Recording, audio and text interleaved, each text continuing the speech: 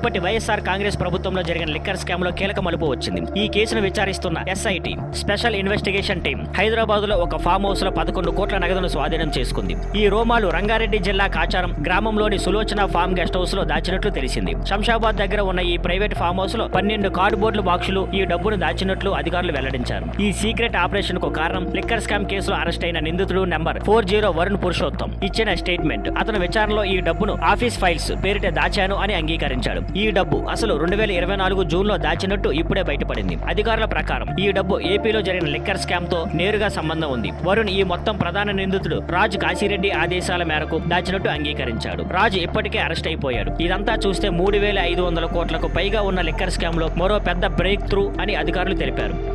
Thank you for watching. Please like, share and subscribe.